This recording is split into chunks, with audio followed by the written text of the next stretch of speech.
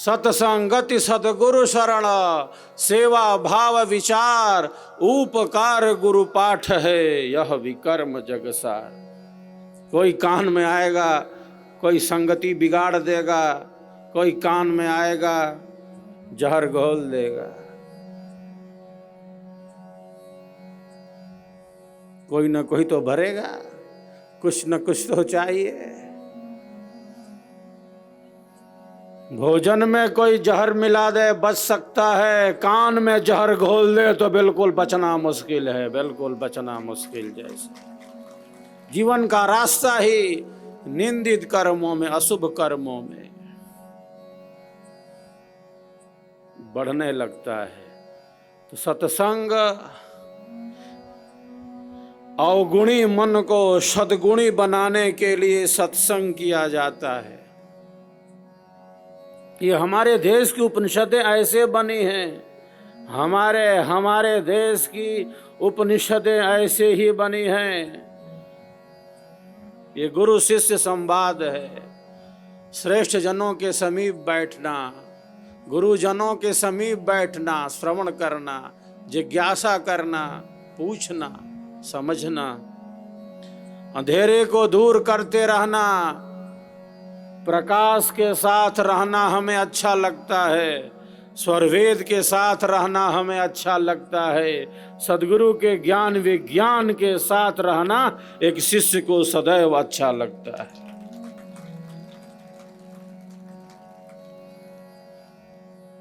तो सबकी अपने अंतःकरण की स्थिति है। तो सत्संग से हमारा जीवन अध्यात्म के रंग में रंगने लगता है। कानों से क्या सुने? जो आत्म कल्याण में उपयोगी हो, जो आत्म कल्याण में उपयोगी हो, ऐसे वचनों को, ऐसी वाणियों को बार बार श्रवण करना। जो सुनना है वही सुनना है, जो सुनने योग्य हो, नहीं तो सुनते हुए भी नहीं सुनना। जो देखना है वही देखना है। भद्रम कर्णेभिः शृणुयाम देवः, भद्रम पश्येमाक्षभिर्यजत्राः। आंखों से कल्याणकारी देखें।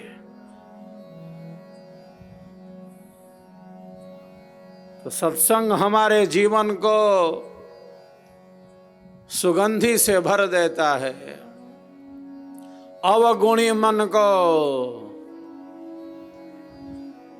हताशा, निराशा, कुंठा, अवसाद से भरे मन को सत्संग के द्वारा सद्गुणी बनाया जा सकता है, श्रेष्ठ पथ पर लाया जा सकता है।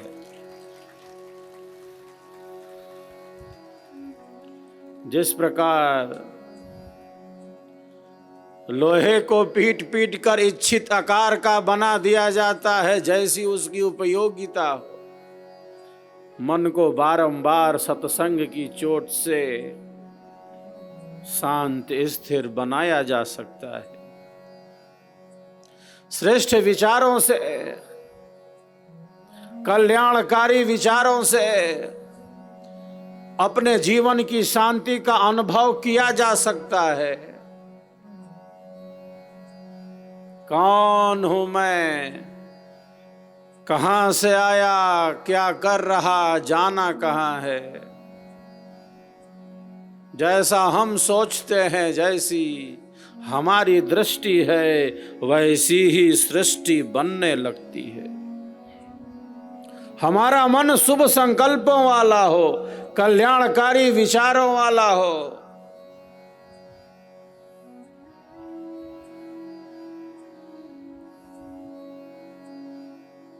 अनादिकाल से आत्मा शुभाशुभ कर्मों को करता हुआ इस संसार सागर में है। नाना प्रकार के सुखों को, नाना प्रकार के दुखों को नाना प्रकार के भोगों को, पदार्थों को, संबंधों को भोगते चले आ रहे हैं। अनंत अनंत जन्म और जीवनों से नाना प्रकार के सुखों को, दुखों को, भोगों को, पदार्थों को, संबंधों को भोगते चले आ रहे हैं। जैसे जैसे नदी में लकड़ी का टुकड़ा, जैसे नदी में लकड़ी का टुकड़ा बहता जा रहा है। कहाँ जाएगा ये टुकड़ा? मैं, तू, यह वह, ये सुख, ये दुख, ये भोग, ये पदार्थ, ये संबंध अनंत अनंत जन्म और जीवनों से घटित होता चला आ रहा है। जन्म और मरण की वेदना का हमने अनुभव किया है, मृत्यु की पीड़ा का हमने अनुभव किया है।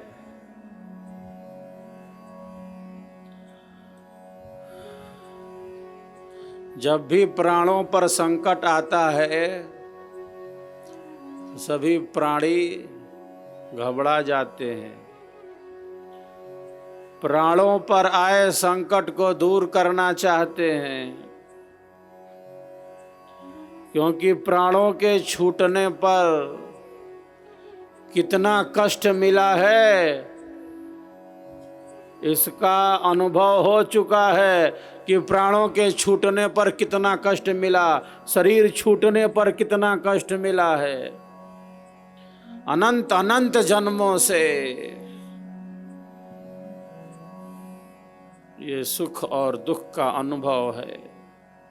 जब भी प्राणों पर संकट आता है, सभी घबरा जाते हैं, प्राणों की रक्षा के लिए तत्पर हो जाते हैं। क्यों? क्योंकि पता है कि प्राणों के छूटने पर कैसा कष्ट मिलता है, क्योंकि पहले अनेकों बार इस कष्ट को भोगा है। जन्म और मरण की वेदना क्या है, इसका अनुभव किया है। मन माया मरती नहीं, नहीं वासना नाश, यह शरीर मरी मरी गया। यह शरीर मरी मरी गया, कर माया मनना।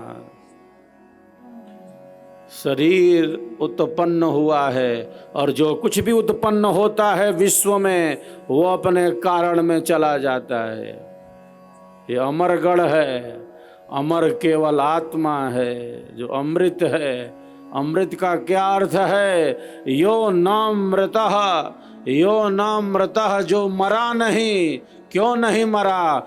इसलिए नहीं मरा क्योंकि उसका जन्म ही नहीं हुआ था, उसका जन्म ही नहीं हुआ था, इसीलिए नहीं मरा। क्यों नहीं मरा? क्योंकि उसका जन्म ही नहीं हुआ। वो शाश्वत है, नित्य है, सनातन है, सहज है, निरंतर है, सदैव है, वो अमर है, वो अमृत है, वो अक्षर है, वो अविनाशी है, वो नित्य है, वो सनातन है। तो जो चेतन पदार्थ हैं वो नित्य हैं, सहज हैं, निरंतर हैं, सदैव हैं। शरीर नित्य नहीं है।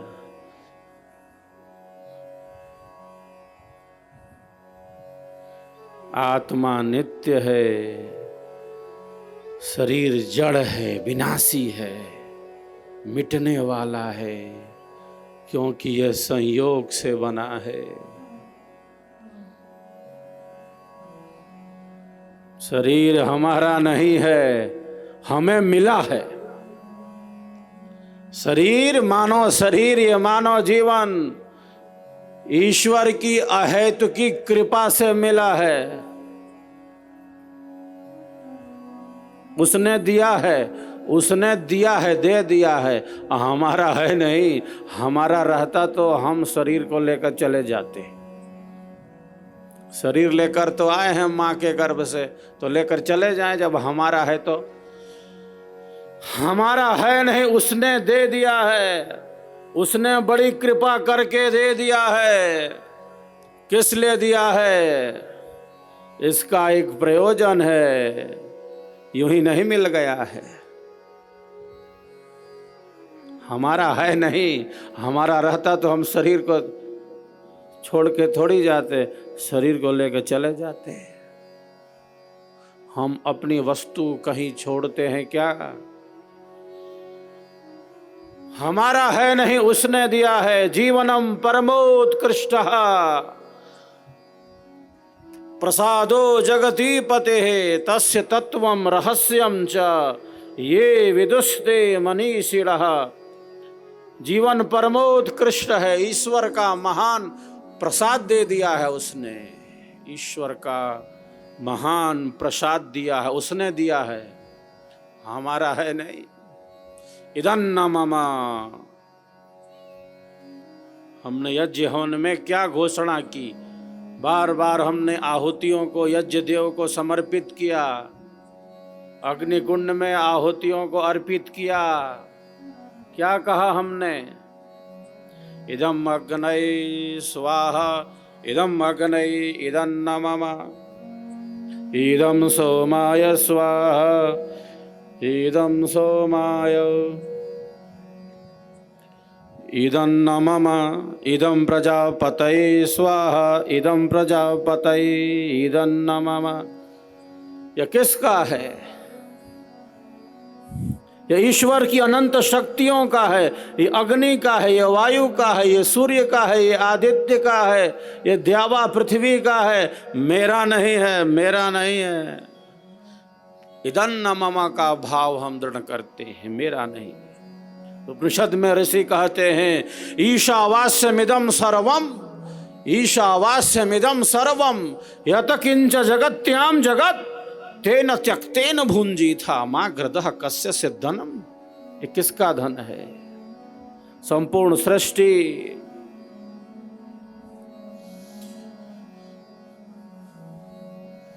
ईश्वर से व्याप्त करने योग्य है। चराचर जगत ईश्वर से आच्छादित है। कण कण में नहीं, कण कण ही है वह। तो मेरा नहीं है। ये त्याग भावना का विकास है, ये सेवा भावना का विकास है।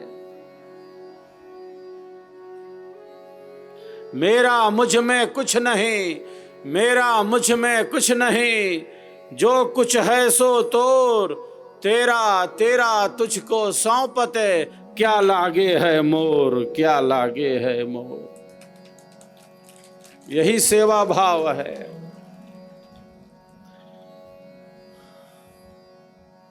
जब हम सबके हित का चिंतन करते हैं,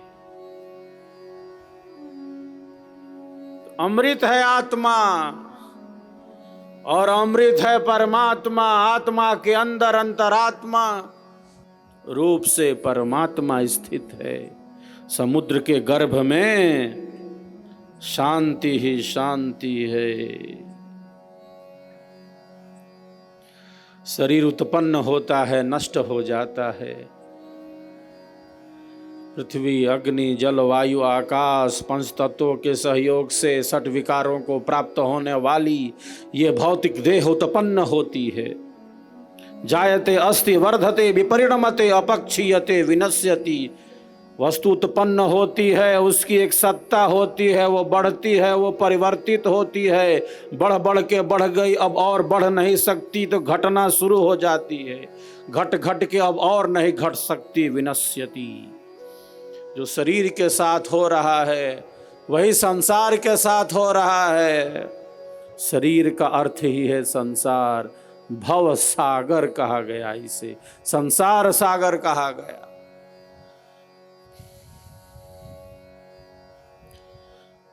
सागर में समुद्र के ऊपरी तट पर तरंगे आपस में लड़ती हैं।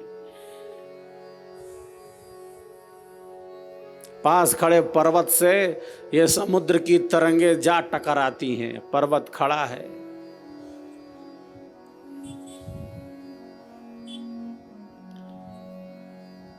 ये तरंगे समुद्र के बाह्य धरातल पर, ऊपरी तट पर तरंगे लड़ रही हैं। मैं, तू, यह, वह। तरंगों के लड़ने से चित्र विचित्र दृश्य उपस्थित हो गया है, कोलाहल हो रहा है, अशांति है,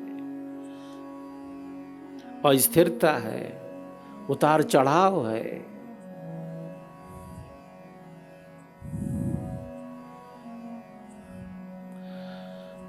समुद्र के ऊपरी तट पर तरंगे टकरा रही हैं और तरंगों के टकराने से चित्र विचित्र दृश्य उपस्थित हो गया है, कोलाहल हो रहा है, संघर्ष है। उसी समुद्र के गर्भ में, उसी समुद्र के गर्भ में, उसी समुद्र के अंतराय में, उसी समुद्र के अंतस्थल में, उसी समुद्र के आंतरिक भाग में कोई हलचल है क्या? कोई तरंग लड़ रही है क्या? कोई टकराव है क्या? कोई अशांति है क्या? उसी समुद्र के गर्भ में शांति ही शांति है, स्थिरता है, स्थिरता है। उसी समुद्र के गर्भ में सहजता है, सरसता है, सरलता है, स्वाभाविकता है, शांति ही शांति है। हमारे भीतर भी उसी शांति का समुद्र स्थित है, हमारे भीतर भी शांति का समुद्र है, स्थित है। अनियंत्रित मन के स्तर पर टकराव है, अस्थिरता है, संघर्ष है। मन की दो भूमिकाएं हैं, एक ऊंची भूमिका है, उच्च भूमिका है, और एक मन की निम्न भूमिका है।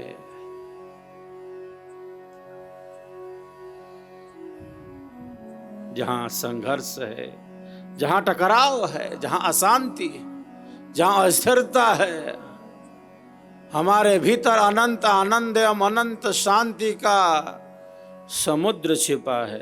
तो अमृत वह है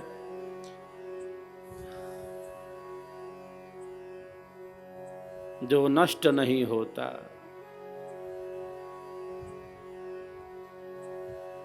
अमर वह है जहां सुख नहीं, जहां दुख नहीं, जहां दर्द नहीं,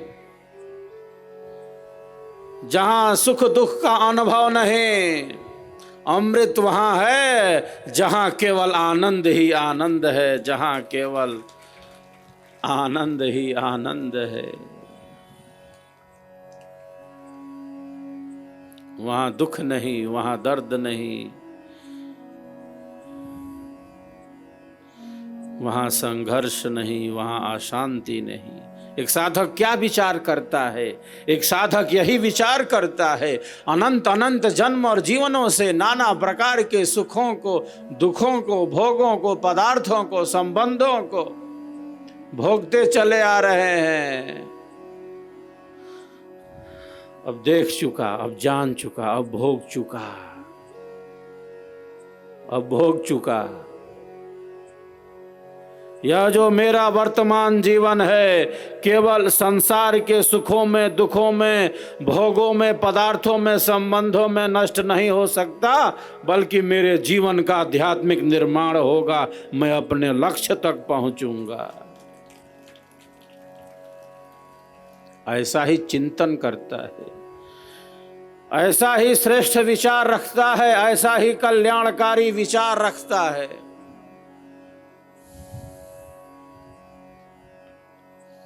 इन्हीं श्रेष्ठ विचारों के साथ एक साधक आगे बढ़ता है। अब देख चुका संसार को, इन भोगों को, इन पदार्थों को, इन संबंधों को,